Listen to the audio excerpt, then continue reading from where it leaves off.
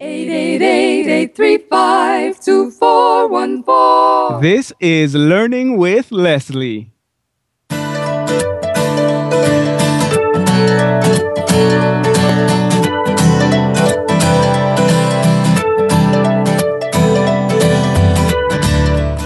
Hello, and welcome to another episode of Learning with Leslie. I am your host, Leslie Samuel from learningwithleslie.com. And I have the most exciting episode for you today. I am very excited for two reasons. First reason, you can probably see. And that reason is this is my first video podcast. Oh, yeah. Yeah. Oh, man. Hey, if you're listening to this on iTunes, you're listening to it on your MP3 player or something of that sort, stop it right now and come over to the blog at learningwithleslie.com and watch this podcast. Not only that, reason number two is because I have a very special guest on the line today. I have Tyrone Shum, a fellow blogger who started around the same time that I did. He lives in Australia and has become an expert on the topic of outsourcing, which is something that I'm very interested in. Based on his experiences going from working 60 hours a week on his business all the way down to 10 hours a week, using some principles of outsourcing, principles that have changed the way he does business online.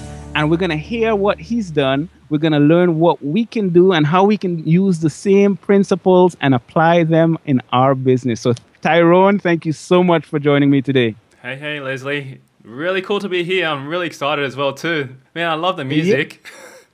Awesome. I'm glad you enjoyed it. You like the little groove? Oh, yeah, it's cool. It's absolutely fantastic. I'm sitting here going, man, I got to pick this up now.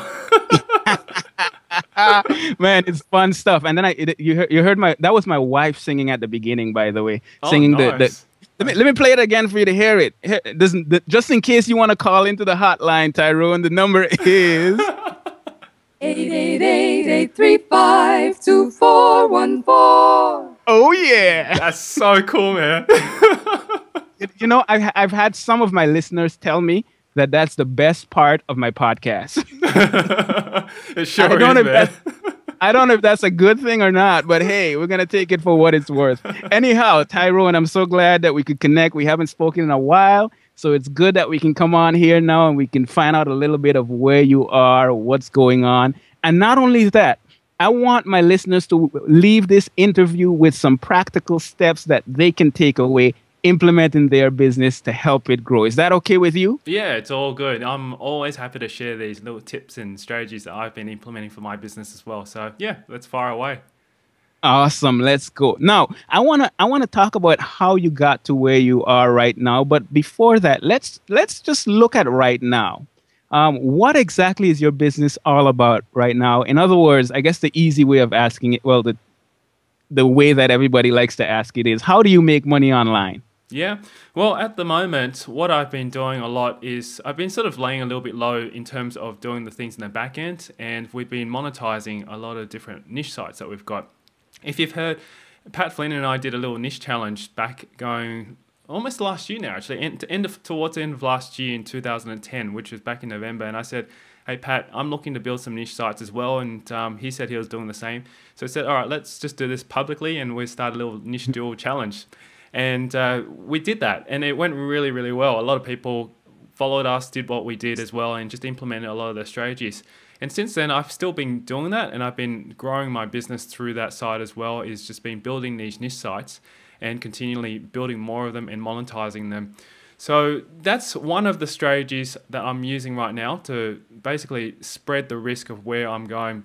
Before, I was focused quite a lot on selling products online and also doing a lot of internet-based products, internet marketing products, such as my outsourcing program, selling other affiliate products, which is I still do that as well. But I find that those things require quite a bit of work, and I've been doing that for quite some time, but that's good income there. But they're very short bursts of income, whereas I was looking for more passive type of income. That's the reason why I looked into doing these niche sites.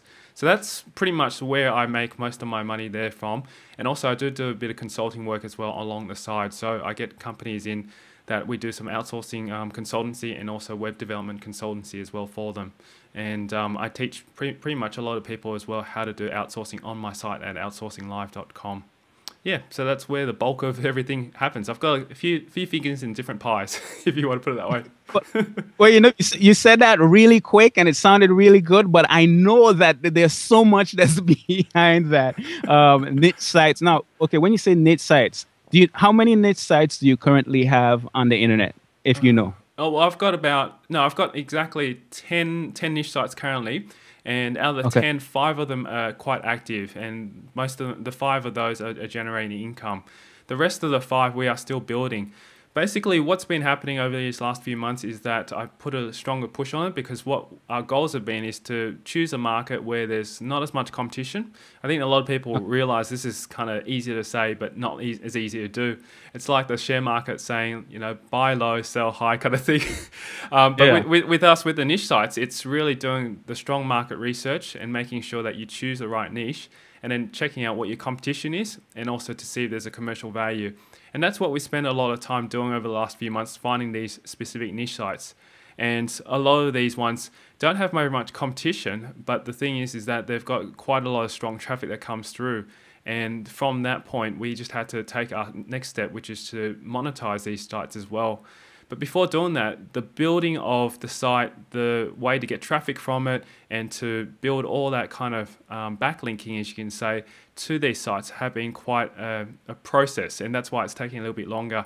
But the majority of these sites are now ranking on the first page of Google for their search terms in that market. And not before long, I reckon we'll probably be ranking #1. And once we get #1 spotting for those keywords, there's going to be quite a lot of traffic that'll come through, which we can even monetize even further. Yeah, so I guess, you might be wondering what the heck is a niche site. I should probably explain that to people. Yeah, go ahead and define that. Defining a niche site is basically choosing a market where there is not much competition and there is a demand for that market. And a niche site could be anything that is specific in any market. It could be like, for example, I've got a particular niche that's in the lifeguard saving industry.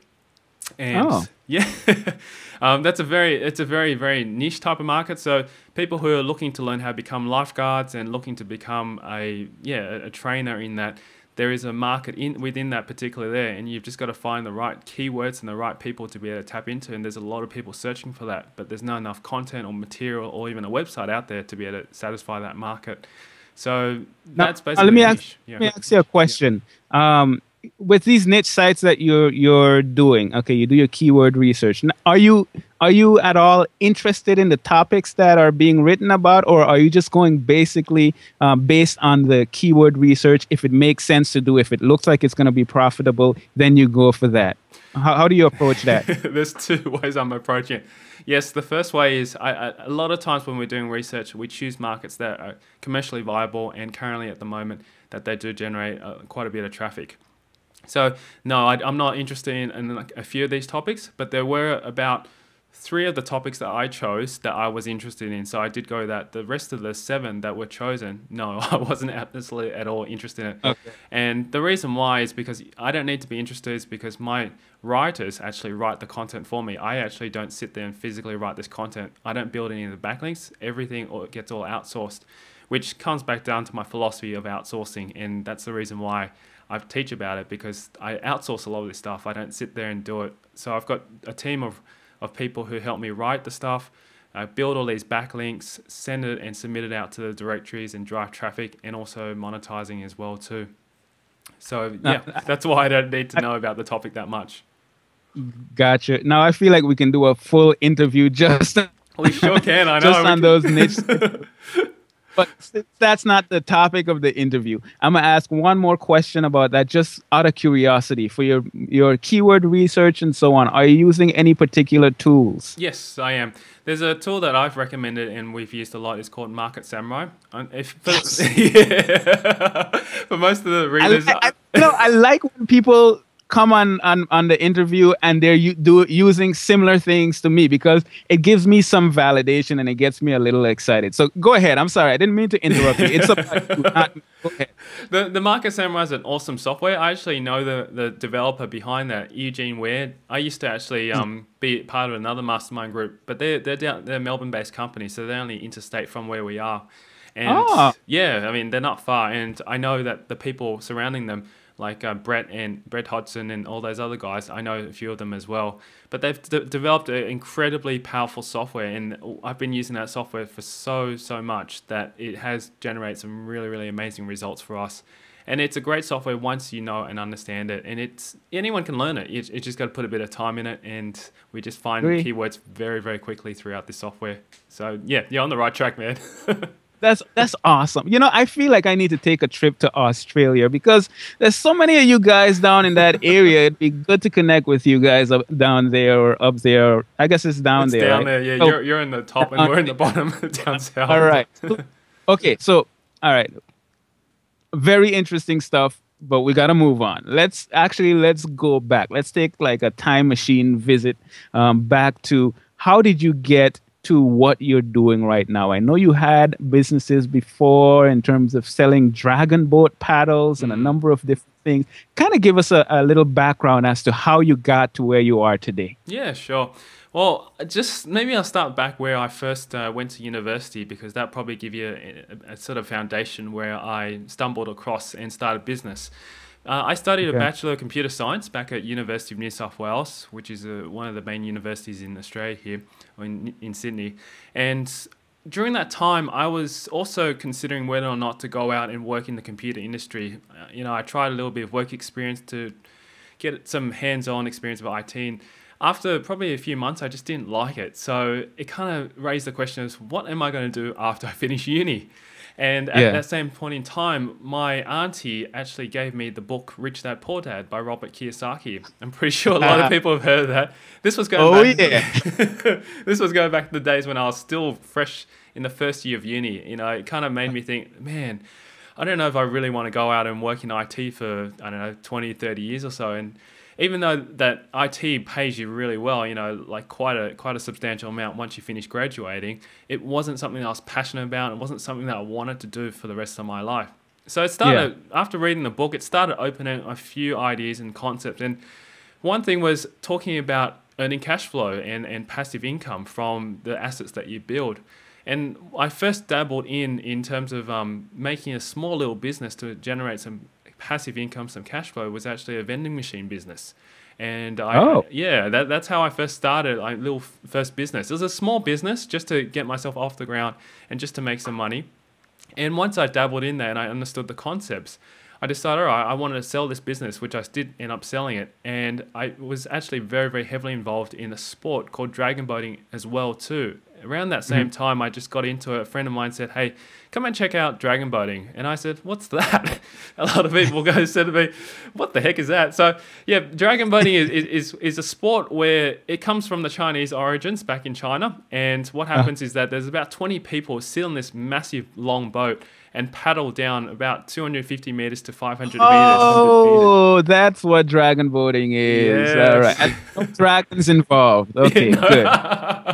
No, you got a dragon head at the front, and you got this either this person sitting in the front just hammering down the drum, and counting the beat, and you're watching these people just go down. It's not the most interesting spectator sport, but it's the most fun when you're in the boat because it's really a community event. You got like 20 people in the boat. It's a lot of fun. So I got into that. A lot of my friends said, hey, just come and check this out. And I thought, all right, why not? Anyway, what happened was I got really serious about it because I didn't realize that you could actually compete nationally and also internationally with this sport. I didn't realize it was that big. So I got really heavily into it. And before you know it, I started spending money on buying equipment. I started spending money on getting clothing, shoes, paddles, all that kind of stuff. And I wanted to get the best gear. But unfortunately in Australia, there wasn't anyone that was selling these kind of paddles that I was looking for. Like, they were really like carbon fiber paddles that were strong, that were light, and they were really top performing equipment. And in order to get that, you had to import it from the US or import it from over Canada. Now, I thought, okay, why not? I'll go and see if I can get in contact with suppliers, buy one of these paddles, and it wouldn't be a problem. Now, I didn't realize how much it's going to cost me to buy one of these paddles and to ship it over. I thought, all right, it probably cost me maximum $200, $250 to get the paddle. And I said, yeah, that's no problem. I'm willing to pay that for a good paddle. And then they said, all right, well, to ship that across, it's going to cost you another $250. And I thought, what? That's always fun. Yeah, $500 to ship one piece of paddle over is a little bit pricey. So got me thinking, wow, I wonder if I could just try and get a group order and get a few people together to try and order something in like this. So spoke to a lot of my friends around the community, and I said, hey, I'm ordering this particular paddle and I'm interested in getting a group order. Would you guys be interested? And they said, yeah, definitely. We're all pretty much in the same team. We're all going to be competing and looking to get something that's going to help us increase our time. Obviously, with a lighter paddle, we're going to be able to get further, we're going to get faster times, etc., etc. So before I knew it, I got a group of about 20 to 30 paddlers who were ready to order these paddles, and I put a group order in. And I thought, all right, well, if I was to order a little bit more, I could probably pretty much order some of this paddle equipment in and on-sell it down the track, which is what I did. And funny thing is I ordered about 40 paddles, and once I got all these paddles across, I sold them all and made a profit and paid for my own paddle for free. So oh, nice. That's always good. It is.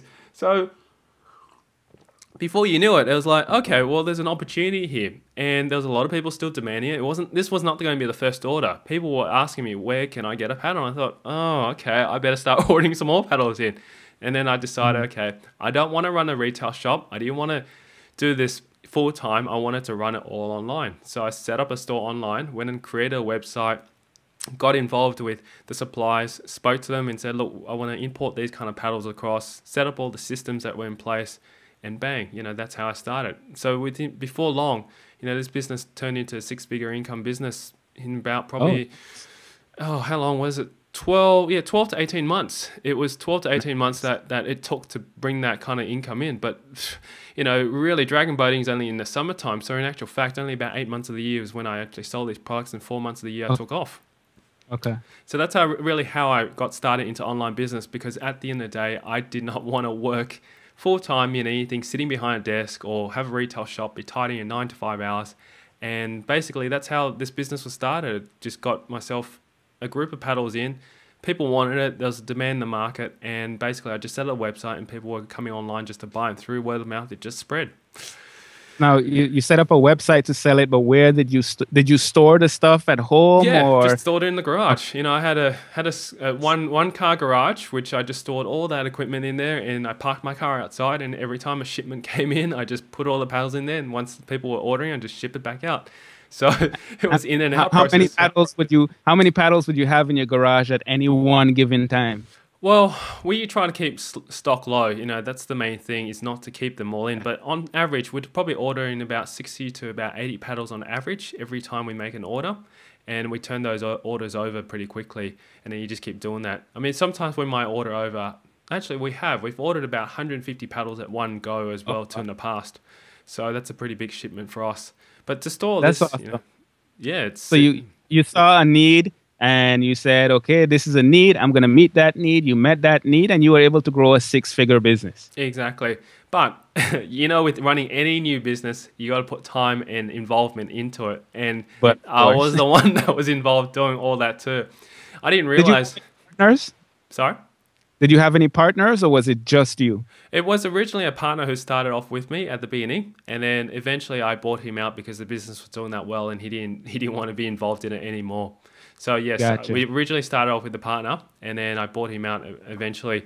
But what happened was after I bought him out, there was obviously a lot more work for me, and that's where I realized, wow, I turned myself into another job. Yeah. And that's what happened. I was working about 60 hours plus a week. I was doing all the packing, handling all the customer support, dealing with all the sales, and dealing with all the marketing, all that kind of stuff. And I realized, wow, why the heck am I working in this business when I should be actually having a business for freedom? That's really the whole goal, and what I learned from Rich Dad Poor Dad. And funny enough, around that same time as well, Tim Ferriss released his book, The 4-Hour Workweek. Oh, excuse me. Hey, that's all right. So when that happened, I picked it up from the bookstore, and I thought, I really, really could actually do something very similar to what Tim did, because Tim, just as well, he also had a distribution business selling protein supplements to a specific target market. And he also had a team behind him trying to get all these things. And he said he was doing a lot of it himself before. But when he realized that he could actually outsource a lot of this stuff, he actually took that next step and did that. And I thought, wow, if Tim can do it, I'm pretty sure I could take some of this stuff. And that's where I started outsourcing a lot of my stuff. And that's exactly where I started to see some success and take it down from that 60 hours a week down to 10 hours a week, and having a lot of my stuff outsourced.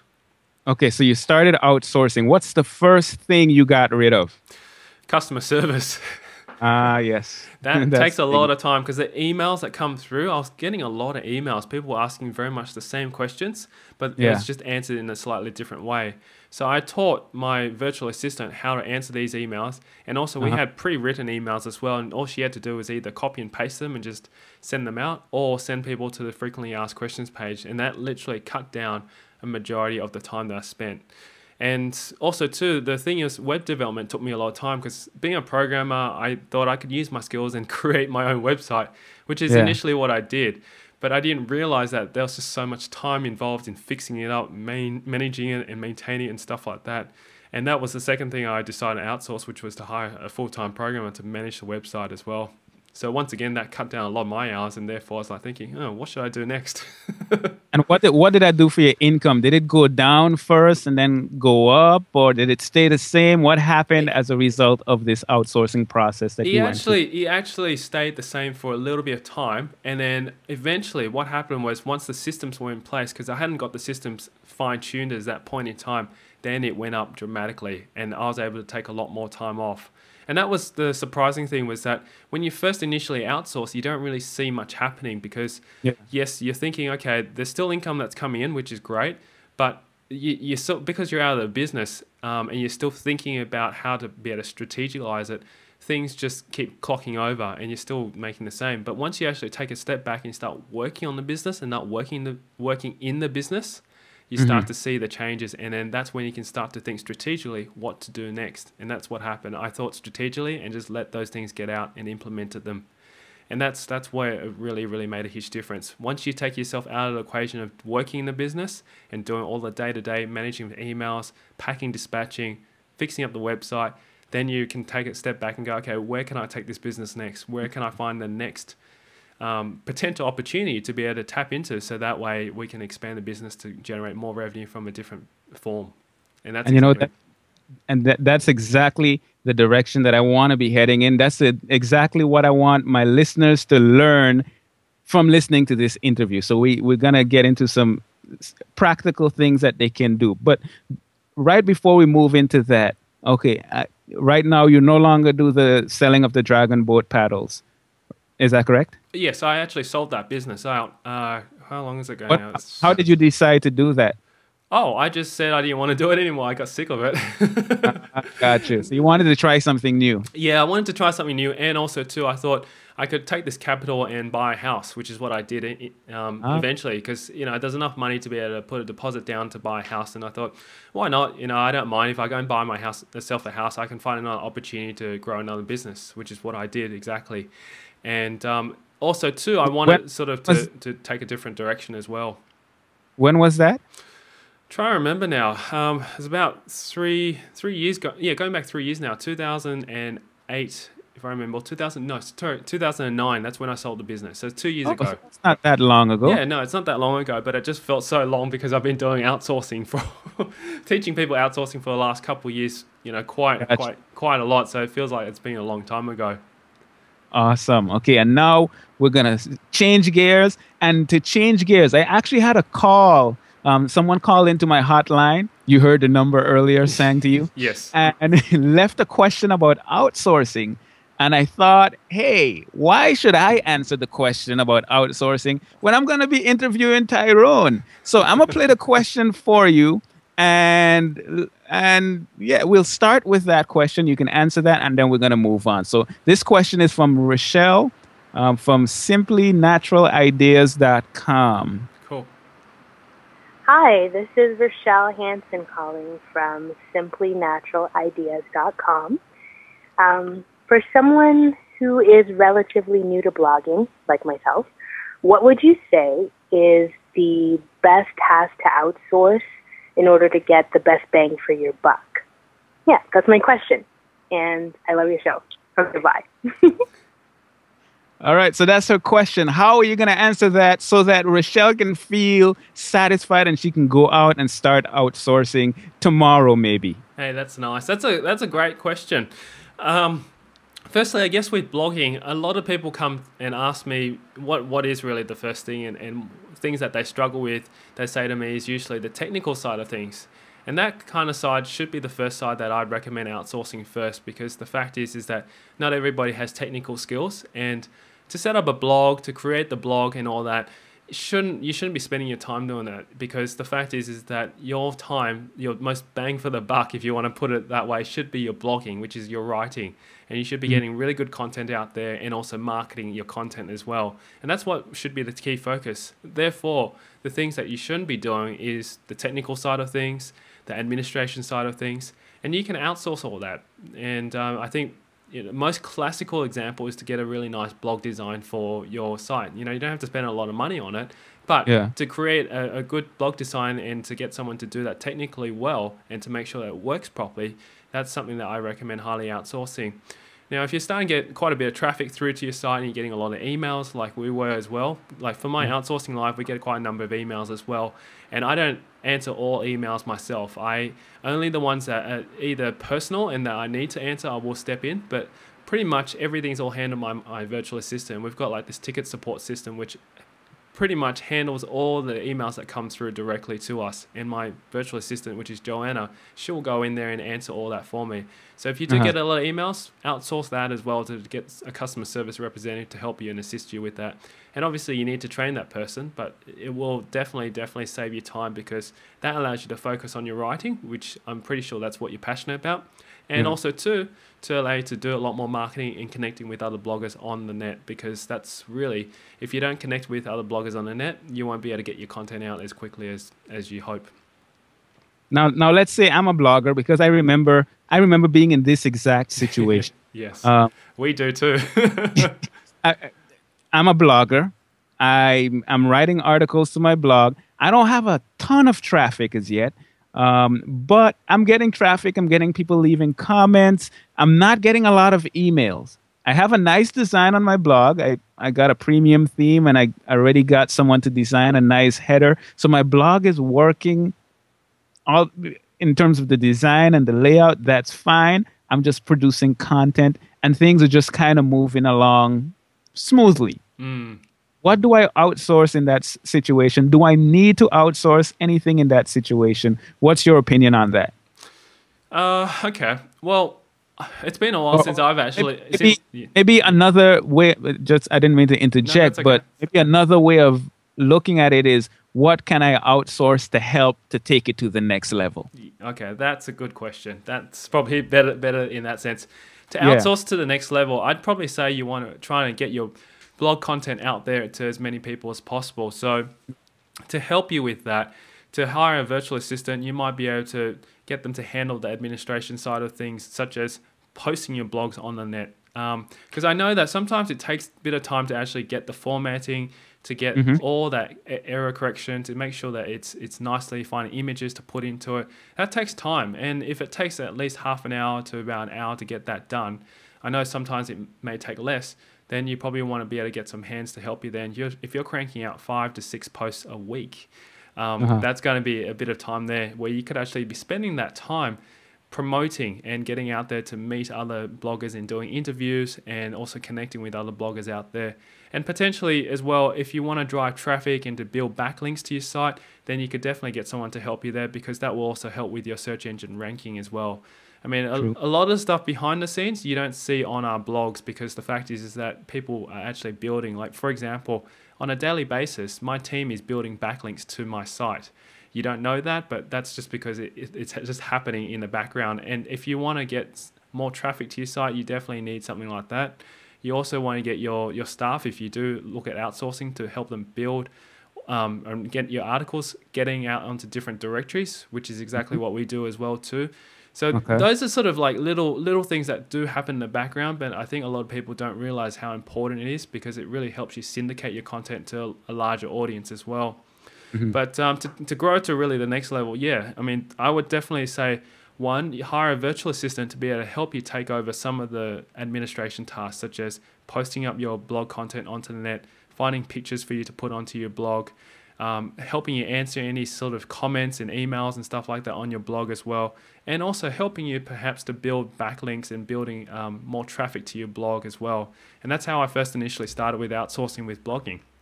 And then once you want to take it to that next level, I guess the thing is that you want to be able to get someone to help you with regards to maintaining the blog, such as a developer. You know, you may want to add more functions to it. And I think a lot of people don't realize that if you really are considering to making money on your blog, to really monetize your blog, you really should be having systems set up to be able to allow for people to purchase items through a sales funnel. Things like people look at one as being maybe monetization strategy is advertising. And yes, you can put ads on the front of your blog, which can make you a bit of money as well. But there is also what we call the back end. And this is where you can actually promote products in the back of your blog that people go in. So once they sign up to, say, a newsletter that you provide for free or something like that, or give away a free ebook, there are potential options. Once they've gone through, say, a few of your emails and got to really know you, you can actually offer them a product that suits your market. And these are systems that will require somebody to help you and set them up. Yeah. That's just like things that I can just share with you in terms of what I've done in the past to be able to help grow my business in the back there. And it's definitely something that people probably overlook a bit and sort of focus just on the blogging side and to create that front, I guess, side of things as well. And you know, that's a good point, because I don't know if you know about my biology blog, but I have a biology blog where I post biology videos on a regular basis. And what I do is I make my videos, I upload them to YouTube, and I don't know how many people know about this, but then I send a message to someone that's working with me, someone that I've outsourced to, and then she transcribes the videos, she posts the video to my blog, she formats everything that needs to be formatted. So all I had to do was make the video and upload it, and she takes care of everything else, and that saves a lot of time. Yes, and that's exactly what I do as well. I should have mentioned that, is on Outsourcing Live, the only things that I do is record the video, I store it onto a place called SugarSync, and my video editor takes that from SugarSync and edits all my videos for me. And then once he's edited those videos, then he'll contact the virtual assistant to do all the transcriptions, uploading, adding the text, the copy, etc., etc., and it just gets happened from there. Then she goes through that traffic strategy. Obviously, it's all a system, and they just follow the procedures that we set in place. But basically, that's what outsourcing can do for you if you want to take it to that next level. And as you heard, Leslie does exactly the same thing. So that's really cool to know that you're doing it as well. Yeah, that's awesome, and it really helps you to accomplish much more. A lot of people ask me, well, how do you do so much? And I do a lot. I'm not gonna lie, but I wouldn't be able to do as much if I didn't outsource. Exactly. Now, okay, so let's talk about outsourcing, because I can imagine a lot of people are listening to this and they're thinking, whoa, I don't have money to outsource. How affordable is it? I'm just starting. I don't have a lot of money. Maybe I make $100 a month or $500 a month. Talk a little bit about that in terms of the cost. Yeah, sure. There are so many different ways that people can go through and outsource. You can outsource locally. I mean, outsourcing in a term is very general, but if we're going to talk about specific sort of outsourcing to, say, the Philippines, for example, that would probably be something that people could relate to, because it is a little bit lower cost. And I think the term outsourcing has also been associated with low costs and getting work done cheaply as well. So to just define it, really, outsourcing is just getting your work done by someone else, either be locally or it could be somebody that's on the other side of the world in another country. And I mean, like, really what we should be looking at is the results-based approach to see what can be done. Because you can hire someone full-time or you can hire someone part-time, and just a virtual assistant, for example, for full-time would probably cost you anywhere between $400 to $450 a month. And when you say full-time, how many hours a week are they working? That's full-time, 40 hours a week. That's basically committed to your business. They may work more, or they may work in their own time to do extra stuff for you. And then for part-time, it's 20 hours a week, and it'd probably be around about $250 to $300 a month for that. Now, depending on your business, if you do need someone there to be able to commit to your business, to run it, to manage it for you, which is eventually what you do need to do if you want to be able to have a sustainable business, is to have them there, maintain your business. But if you're just starting out and you're not sure whether or not this is going to help you, or if it's going to help you grow your business and stuff like that, then just try to outsource a project. Get a project done once to see if that suits and works for you. And if it does work for you, then you can take that next step and to hire them on a full-time or part-time basis to be able to get other things done as well. I mean, I usually, in my personal opinion, if you can afford to do it, go straight and hire someone full-time, because once you start training them, once you put them into a system, they're going to be there loyal to you and sticking with you for long term.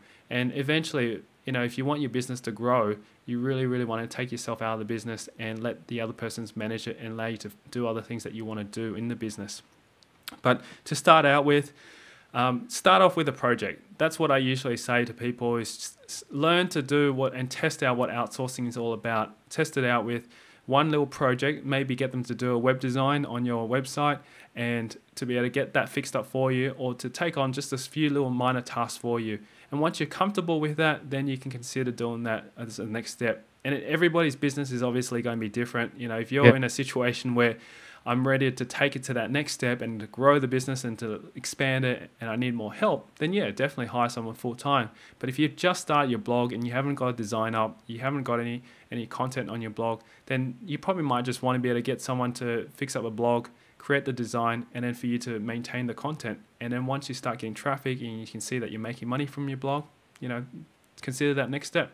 So yeah, beginners are very challenging, and I know from my experience.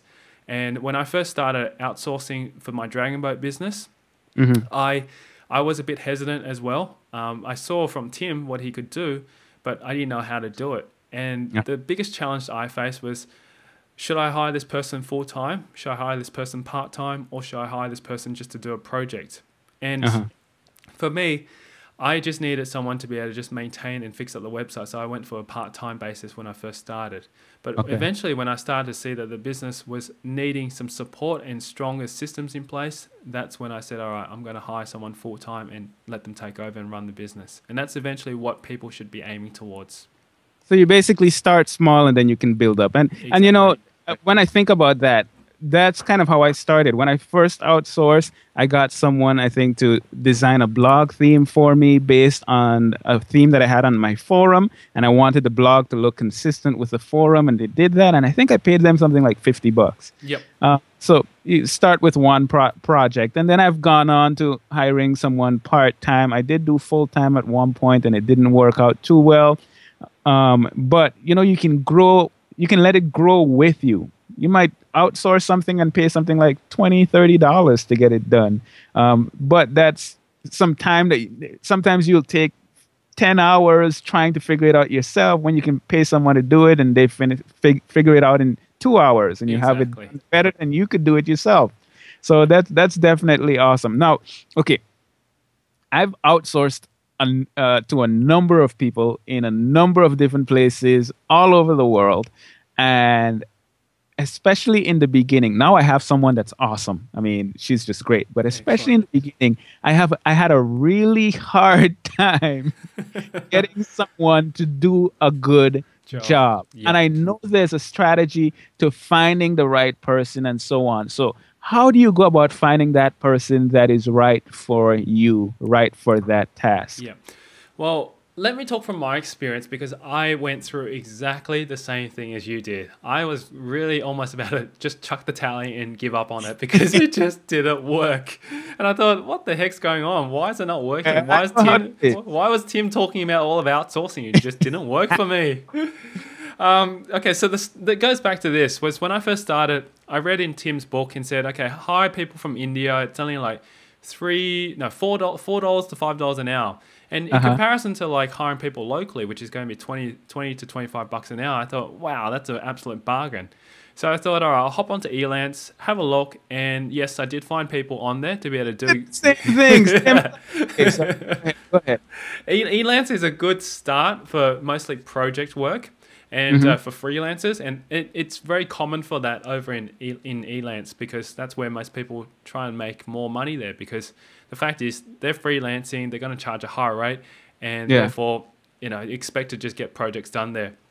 But the thing is, the quality of the people there are not looking for full-time or part-time work. They're not looking to actually be committed to a business.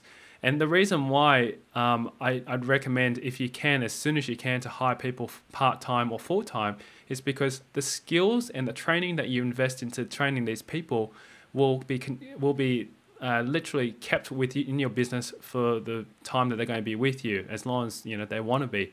Whereas if you just went out and hired a freelancer and you start training them, giving all your systems to them and get them to complete a project, you spent all that time training them, but after the project's finished, they're gone. And that's the downside of hiring a freelancer, is because of that fact, is that yes, you're going to have to provide some knowledge for them to be able to understand what to do. Otherwise, they're just going to be scratching their head and going, I don't even know what exactly you want me to do because I don't understand your systems. Yeah. So coming back anyway, I first started on Elance, hired a person from India, and I basically wanted this person as a virtual assistant to be able to handle my customer support emails and also just take over some of the administrative work that I had to do, like changing invoices and fixing up here and there.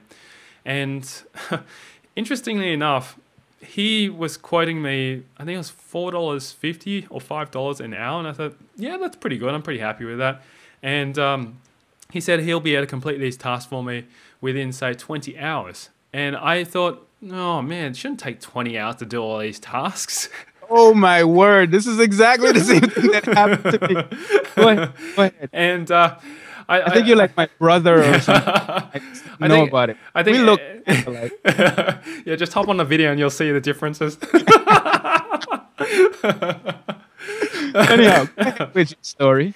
So basically, what I realized was with hiring people from India, and there's nothing wrong with them. It's just that they come from a different culture, and they will say yes to anything just to be able to get a job. And this is something that happens very much similar to a lot of people. I've heard of stories time and time over again. They'll say, yes, we'll do it for you and we'll be able to complete it for you in this certain amount of hours. But in actual fact, once they get the job, they'll tell you that's going to actually take a lot longer than what it is, and they'll charge you more for it.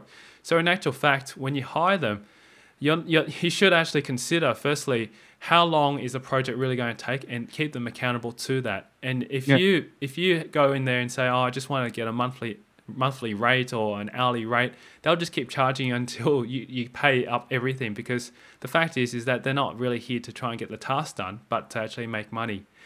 And that's the differences between their culture and, say, people in the Philippines. The people in the Philippines I work with are just very loyal, very honest, and with high integrity, that they will just be honest and tell you exactly how long a task will take and will not take advantage of that. So I struggled with the first hiring the virtual assistant, because instead of taking, say, 5 hours to do a job, it took me 20 hours, and I paid more than what I was supposed to pay, and I could have done it myself. And that was a learning experience. And I thought, all right, maybe it was just this person from India was going to muck around. And I thought, all right, instead of taking the towel, I'll go and try it again. Second time around, I decided to try and hire another virtual assistant who was, I think, about $4 an hour. I thought, even better, it's a bargain. But the same thing happened again. I offered all those things. I said, this is the time frame that I need to do it in, and this is exactly what I need to be done. But it came back to me with the same thing. It's going to take longer. This is how much it's going to cost. And I thought, what the heck is going on? And also, too, what was even worse was when I communicated something to them, it didn't get done the way I explained it. Even showing the diagrams, it just came back completely wrong. And I don't know what it was. And eventually I found out it was a cultural difference, because what they perceive and interpret is different to what we perceive and interpret. And it's like you have to learn a whole new language to be able to teach them what to do. So I almost threw in the towel. That was the second time. And funny enough, I put another ad up, and a lady from the Philippines contacts me and says, I would like to offer my services for you for $3.50 an hour. So as you can see, the progression of prices kept going down. And I'm going, what's going on here? I mean, I was even happier though. I was very lucky, and I said to myself, wow, why the heck didn't you come to me earlier? Because when I did have this person, which is Rochelle, the first lady who approached me, she offered her services. I gave all my VA administrative type of work to her, and she just did it. She understood everything, and she did not overcharge me. She got it done in a prompt manner and came back to me with everything done exactly the way I asked. And I was blown away. And that's where my first experience of having a good virtual assistant was from the Philippines. And since then, I've never gone to any other country, because I've hired more people from the Philippines, and I feel it's the same because of the cultural things that we understand, and they've been raised up with the Americanized Western culture. They understand exactly what we want and what we do. So coming back down to how should people hire and how should people find people from countries to outsource. Firstly, if you never ever outsourced before, I firstly would recommend to go to the Philippines. just stick with the Philippines to hire people. You know, I'm not being racist or discriminative to say they're the only people. I mean, if you want to try different places like India, China, and so forth, you're most welcome to. But I've experienced already firsthand what it's like to work in those countries, and they are a little bit more costly in India and also China and that. And also the cultural barrier differences is huge. And that's what you need to look out and be aware of. And the language as well.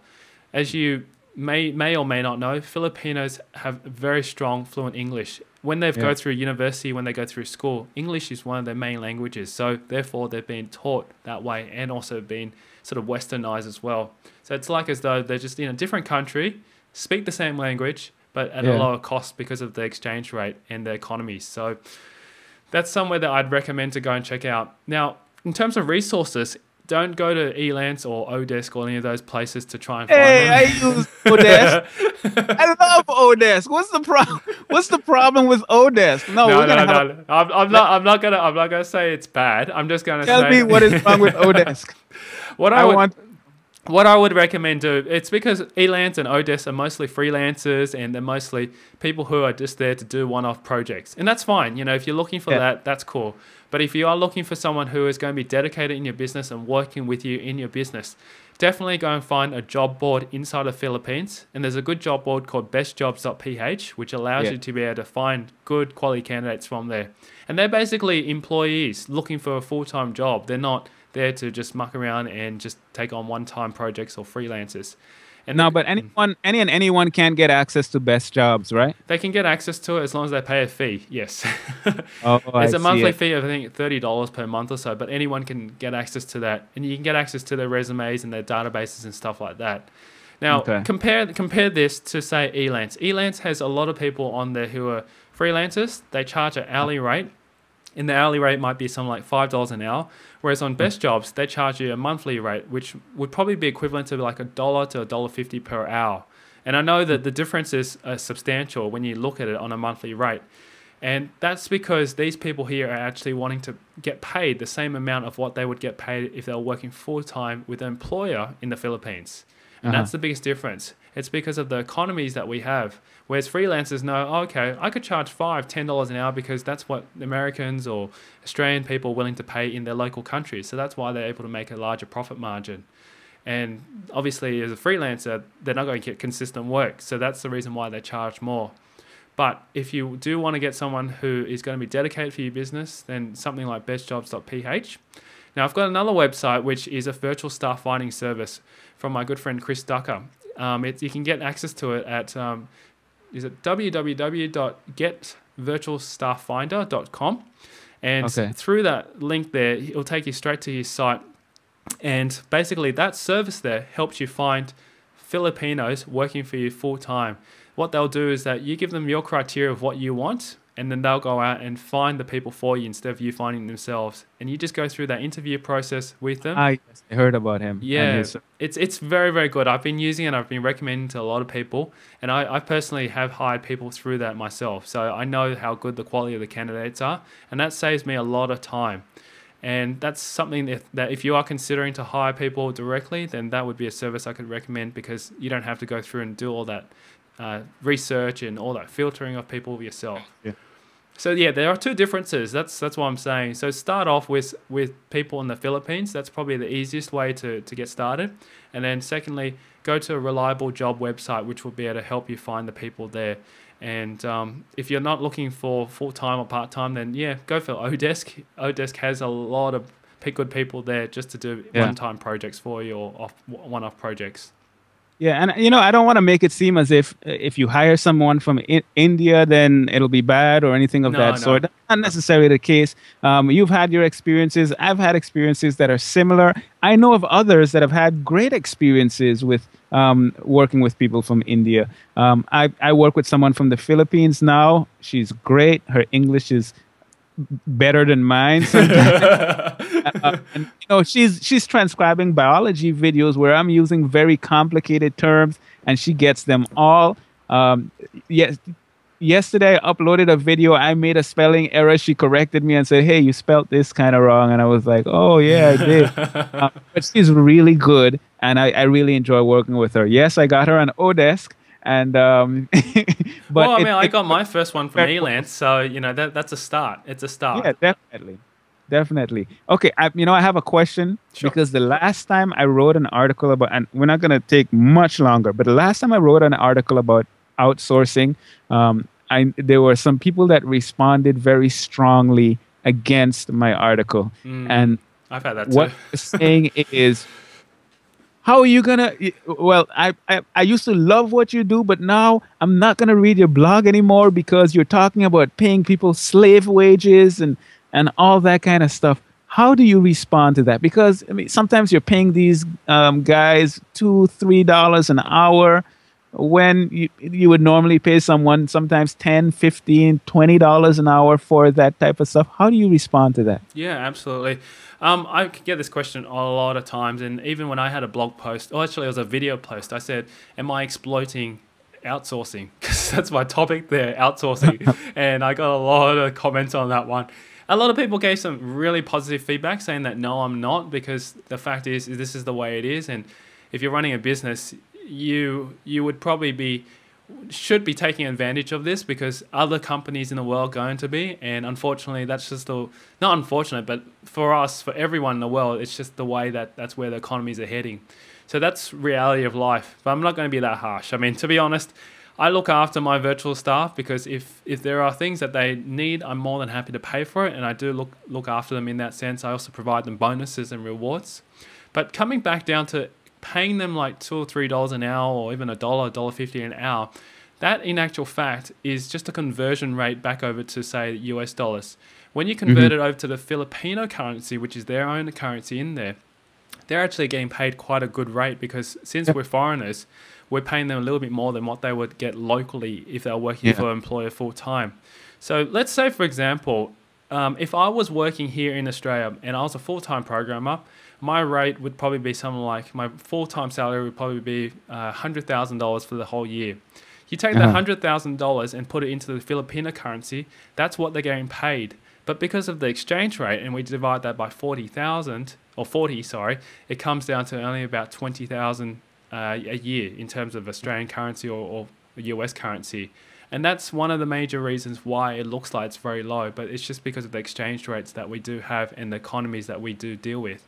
But when you do go over there, they are living quite comfortably and they are getting paid what they're worth over there. And if you started to pay them what they're getting paid here as US dollars, they'll probably go, you must be crazy. You know, I don't believe you. You're a scam. It doesn't make any sense. You know, it's like if I came over to you and I said to you, I'm going to pay you, if I'm going to pay you $1 million, would you just take it? Or would you go, this sounds a bit strange?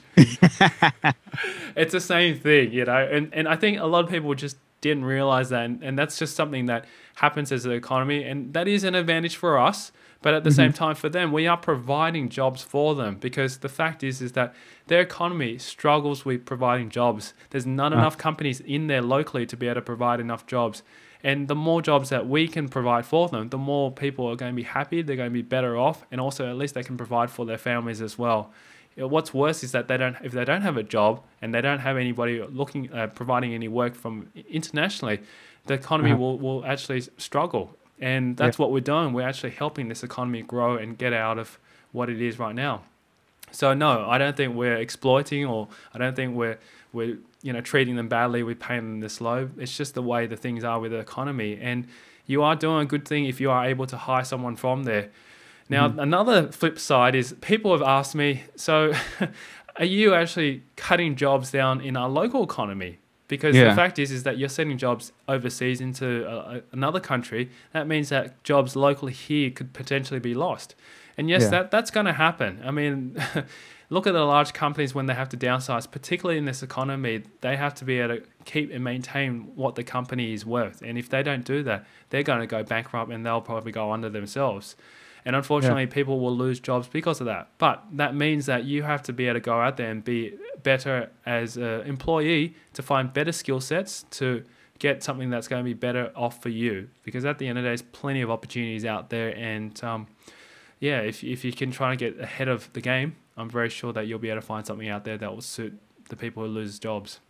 Yeah, and not only that, If the choice is between hiring someone in the Philippines for a very good price and hiring someone locally, and you have to pay significantly more money than you have probably to invest in your business, you're not going to hire that person anyhow. So Exactly. it works out well. You get to accomplish more, and who knows, later on you might be able to hire some people locally if that's the direction that you want to go. But that definitely does make a lot of sense. One more question on outsourcing. How do you manage your outsourcers? Okay.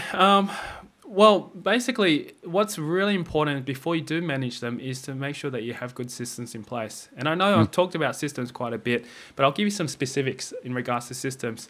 Firstly, have a project management system in place, which is very crucial. And there's a good one out there called Basecamp HQ. That's something I've been using and also recommending. I used to use a software called Active Collab as well, and that's really good. But I find that I go back to simplicity. I wanted to make things simple and easy and fast, and I went back to Basecamp HQ. So if you can... Everyone keeps telling me about Basecamp from 37 Signals, right? Yes, that's right. It's a really good piece of software, and it's free to set up your first account. And I've just been using that free account for a while now. So I haven't... Oh, really? Yeah, I can share with other people how to do that. All you have to do is just set up a free account in Basecamp and just stick with one project. And within each project, you just set up multiple projects. Therefore, you don't have to...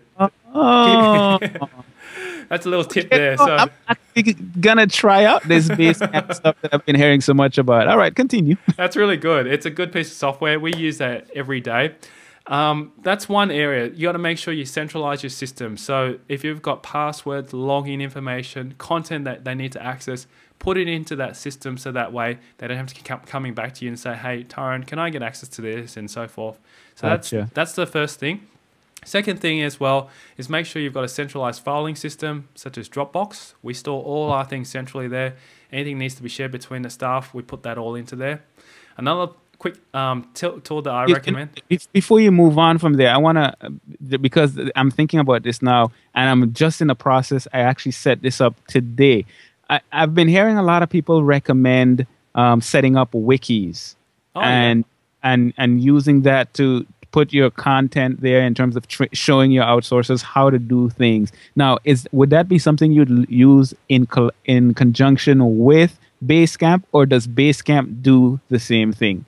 Well, this is how I do it. I don't use Basecamp to store the training materials. Wiki would be great for storing all the training materials, like how you train and proceduralize your whole system in your business. What I do is I store all the documents inside Dropbox. And also all our training videos are inside Dropbox as well. And that's how I basically have that all set up. The reason is because one, Dropbox is an easy drag and drop function. So I can just drag documents in there, update it whenever I need to, and so forth. And also two, we store videos as well online there. But also too, if you want to find out a good way to be able to store a lot of stuff online to share and use calendars together is Google Apps. I use Google Apps for everything that I have. So you can integrate Google Apps with your email applications, which is what we do for our backend. Basically, Google Apps is our backbone for our mailing. So everything that goes through Outsourcing Live, Mass Outsource, all that's all done through Google Apps. All our docs, all our calendar, all our Excel spreadsheets, all of those things are all inside Google Apps. And it's even now possible, I think, to integrate very soon into Google+. So that's even better. Awesome. So yeah, those are some of the tools that I use. One other tool I just wanted to recommend is a tool called LastPass. The good thing LastPass is awesome because the great thing is that you can store all your passwords and all your emails, addresses and usernames and all that kind of stuff in there to be able to automatically fill into those websites. And as I mentioned, we've got different niche sites, but we've got different accounts for different article directories, different submission services. You can't remember all that yourself. So use LastPass to be able to store all that. And that's what we do. We centralize that and everybody has access to that system. If they need to access a password, it's all in there. And they don't need to keep asking me saying, what's the password to that? What's the username for that? They just know where it is, go and access it and then do what they need to do. So that is so important to be able to run your business, is a system like that. Now, to manage them, to communicate with them and to really have things automated, make sure you do have good communication tools. I use Skype on a monthly basis and also weekly basis to communicate with them. I don't really hop onto Skype to talk to them very much nowadays because I've taken a hands-off approach, and basically I set projects for them to meet results and to meet the timelines and deadlines. So therefore I can actually spend weeks without talking to them and manage other things and do things. I mean, they send me daily reports to let me know what they're doing because I trust them and I know what they're doing, but I don't really need to communicate with them as often as I used to. And that can happen once you've got your systems in place because they know what the procedures are, they know what needs to be done, and they just keep doing what they need to do. So yeah, Skype is one tool to use to communicate. Jing Project is what I've been using a lot in the past and still today to be able to communicate exactly what I need to be done in the project. And basically Basecamp is to set those to-do lists and projects in place. And that's how I manage the team. And I make sure at the beginning when you do start managing a process with them is to set boundaries in place. And I've talked about this to a lot of people, is just to share about boundaries is when I say boundaries is set them up with an expectation that if they complete work and they get it done, they can be rewarded. If they don't get work to be completed and it's delayed or so forth, either you cut their pay or you delay their pay or set some kind of consequence that's in place so that way they understand what are the rules and guidelines. And as long as they understand that, then they have freedom to move within these boundaries to get the work completed and get the things done on time. Awesome. That's a lot of stuff, a lot of content. And I know that somebody's listening to this and they're saying, oh my word, that's so many things. I got to think about Dropbox. I got to think about LastPass and all this kind of stuff. But fortunately, I know that you have a lot of resources that they can plug into, that they can learn about outsourcing, the different details about the things that you have spoken about. So this is time for shameless self-promotion. Go ahead and let us know what you have, because I've been through a lot of your training and it's helped. Yes. So go ahead and talk. Tell what it is and what it does, because the people need to hear. Okay. Well, first thing is you can access 10 free videos that I have at massoutsource.com. If you go to the massoutsource.com, which is spelled MASS, outsource.com, you can just sign up to my 10 free videos, which will give you step-by-step on how to outsource. So therefore, everything I've just talked to you about there, shared with you, is actually in a step-by-step sequential order. So it goes from step one, where to find people, how to hire them, all the way to managing all that stuff. Once you get that material, start implementing that, because everything that I provide there is all for free, and it's very easy to be able to take the action on that. And the thing is that I know, 80% of the people just take this information but just don't implement or take action. That's one thing I just got to tell people: take action. I know that this stuff works because I've had so many people thank me for it and guarantee that it works. Now, if you struggle with, finding the people and needing assistance, we do have the Mass Outsource Mastermind program. And once you sign up to the free newsletter, after that, you can actually get access to it as a trial there. So inside there'll be a trial to be able to get access to that. Just make sure you get all the videos and you'll be able to get access to that. And that's basically my program where I take you step by step, holding your hand, even providing access to a community of people and also a ton of resources on how to outsource inside the membership there. And there's a special price in there right now, so just check it out and you'll be able to get more information there. And Leslie can put a link down below on this video as well too, to be able to get access to it as well. And finally, no, go ahead. I was just going to say, if you do want pretty much weekly up-to-dates, because we post 3 times on our blog at Outsourcing Live, which is outsourcinglive.com. You'll be able to get all the tips that we talk about and things on how to outsource. And I have weekly interviews with people who outsource. I'll definitely be getting Leslie on a call very soon to talk about his outsourcing journey.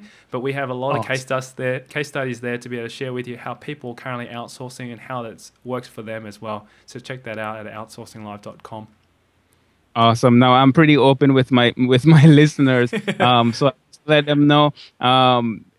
You do have an affiliate program for that? Yes, I do. And okay, sweet. I'm gonna set that up, and you guys can use my affiliate link if you want to give me a little something. Learningwithleslie.com/mass outsource, MASS outsource. Learningwithleslie.com/mass Mass Outsource if you want to go and check out his stuff. The videos are free, 10 free videos. They're good videos, but not just that. The content in the premium membership is great. I went through it. I watched all the videos. I know he gives you a lot of resources. He shows you exactly how to do the thing. You even give people content to train their outsourcers. Yes, absolutely. That's something I'm glad that you just did raise up. So if you, for a majority of the content that's in there, actually, there's probably the first two modules, which is shows you what to do to how to hire people for outsourcing. And then the rest of the modules, you just basically pick that up and give it to your virtual staff, and they'll watch through all those resources and actually take them step by step what to do. So you don't even need to spend time training them. That's how easy it is. And plus, there's plenty of content in there to be able to show them how to be able to do exactly what we've done with our niche sites. If you don't even have a business right now and you're wanting to build a niche site or build a business, just take those videos that we have in there and just give it to your virtual staff and let them do the work for you. And it's good content. I highly recommend it. So check it out. Hey, Tyrone, thank you so much for joining me on the call today. This was good. This was great information. And I know that my listeners got a lot of value from it. So guys, go out and check out his blog. Outsourcinglive.com is his blog. If you want to check out Mass Outsource, Mass Outsource, the free videos, learningwithleslie.com/Mass Outsource. And I think that's it, right? That's it. Thanks so much for having me on. It's been a pleasure. Not a problem. This was great. Any last words you want to add before we chime out? Just want to let people know to take action and to just make sure that if you are getting all those videos and stuff like that, just take it on board and take your step by step, go through and just take plenty of action, because I think that's all you need to do. You know, once you get these things, it's all laid out for you. And this is why I like this guy. He uses the same words that I use all the time. Take action. If you don't take action, nothing's going to happen. You can't do the same thing and expect different results. So go ahead and take action. Tyrone, thank you so much for joining me, and we'll catch up. Likewise. Thank you.